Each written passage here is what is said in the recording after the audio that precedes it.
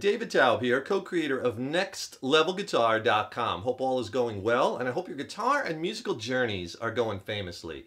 And welcome to a series of lessons I'm going to be doing on lead guitar and different techniques and devices that you can add to your lead guitar playing to help you develop your own voice on the guitar. These are just springboards that I want you to take and put your own twist on and make them your own. A lot of these devices you can use across, any scale that you're playing, and there are ways that you could maybe add something different to your playing or some new technique or something that you could pull from and get inspired by. And some of the techniques I'll be doing in these lessons will be more beginner level, some intermediate, and some a little bit more advanced. So I kind of want to do a little sprinkle of each and give everyone, a broad overview of some of the things that can go into creating guitar solos. Before we get rocking, if you could do me a favor, please subscribe to the channel. Subscribing to the channel, that really helps us to keep bringing the content. Then also you will be notified when we have some new lessons up. Leave a comment below. Let me know what lessons you'd like to see coming up, how you like this lesson. If you like the video, please give it a thumbs up, and we thank you so much for your support. In this lesson, I want to show you a really fun little device that you could use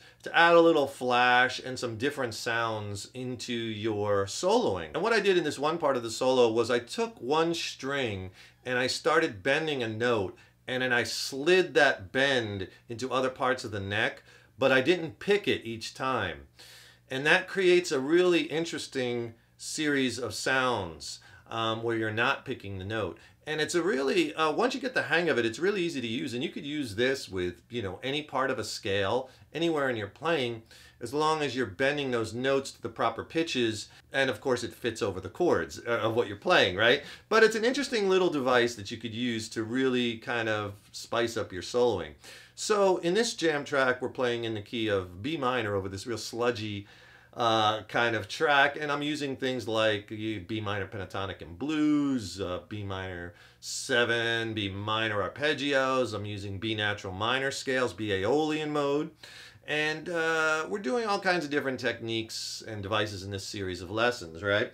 So for this one, I kind of take the bend through two shapes of natural minor. So I'm using this natural minor scale off of the root note A string, 2nd fret, B note. That scale looks like this. And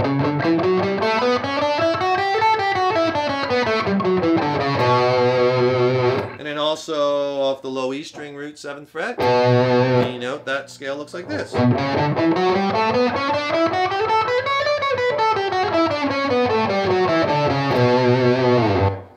Those scales are movable in any key. Just find those root note, whatever key you want to play with that first finger, whether it be on the A or the low E string, and play those shapes, and you can move those scales around. As you're practicing it and getting it under your fingers, I could help you with that. I'll send you a free video lesson on some other ways to really help spice up your soloing, as well as an ebook. And in the ebook, I diagram out not just these scales, but like 29 scale patterns across the neck. There's fretboard diagrams, soloing strategies, other lessons. It's a great resource you'll use throughout your guitar journey. Just click on that link in the YouTube description box. I'll send them both to you for free. So let me play you the bending thing I did in the solo in context, and then also I'll put the whole solo at the end of the lesson so you can kind of hear how I use that in the reference to the rest of the solo. That'll be at the end, but check out this little piece.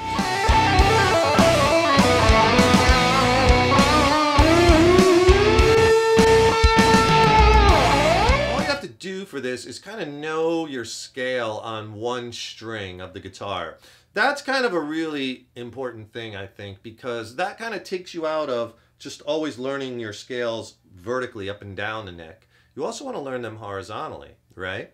For instance, like we're in B natural minor, so like if I start with the high B note on the 19th fret and I play every note but go this way in the scale, it'll sound like this.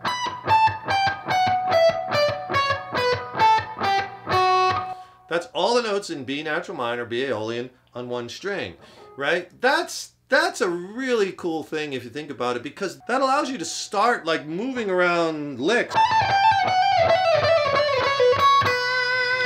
You know, you could start playing all kinds of licks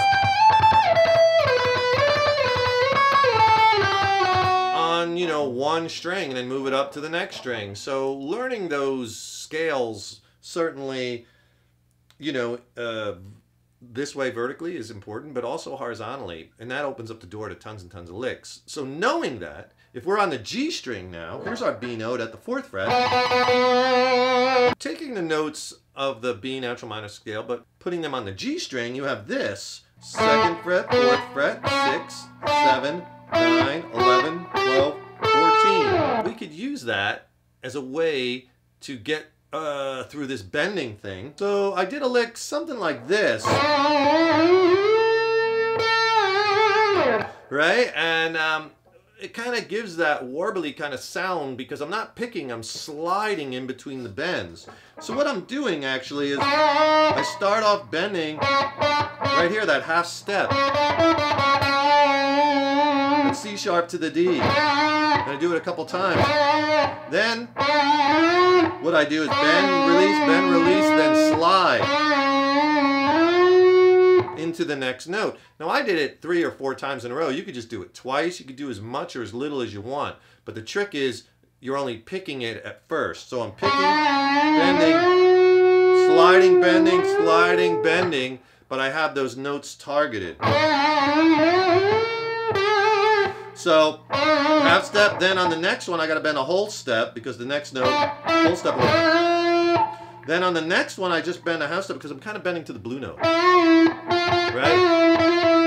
And then whole step on the last one. So you kind of get this if I do it slow. It's kind of hard to do slow.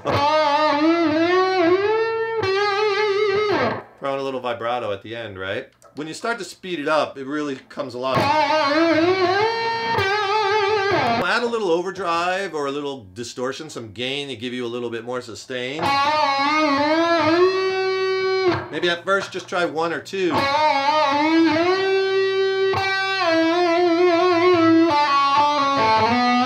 you can start connecting it into your licks, right? You do it once, do it twice. Really dig the sounds that you can get once you start playing with this device. It really opens up the door, right, to some creative tones, and you can use this with any scale. I mean, it's not limited just to this, and I like teaching these devices and techniques because it's not like you learn a lick and you're done. Like, what good is that, right? I mean, even if you learn 5 licks, you know, it's like, great, so I have 5 licks. I mean, okay. But wouldn't you rather have 25 licks, or wouldn't you rather be able to use those licks in any scale, on any device, right? Any part of your playing? So that's kind of stuff I like to help students kind of find their own creative voice on the guitar.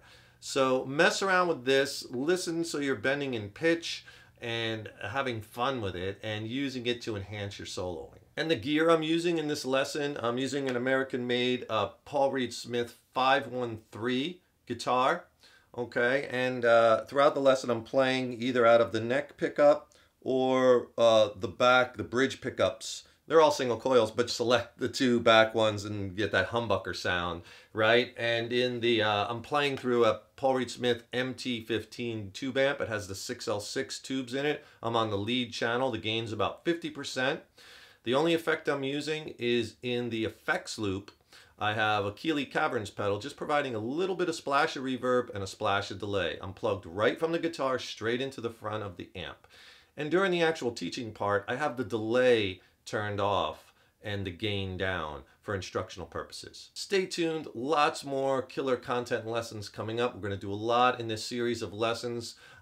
Thanks so much for joining me. Remember, subscribe to the channel. That really helps us to keep bringing the content, and you'll also be notified when we have new lessons up. Don't forget, click that link in the YouTube description box. You'll get my free video lesson on other ways to spice up your soloing, plus the ebook where I diagram out like 29 scales, tons of soloing strategies, lessons, major, minor key. It's a great reference book. Just click on that link below. We're going to keep bringing the best possible content. Best of luck in your guitar and musical journeys. Stay positive. Keep up all that hard work on that guitar, and remember, Your guitar playing is an evolution. Take care and rock on.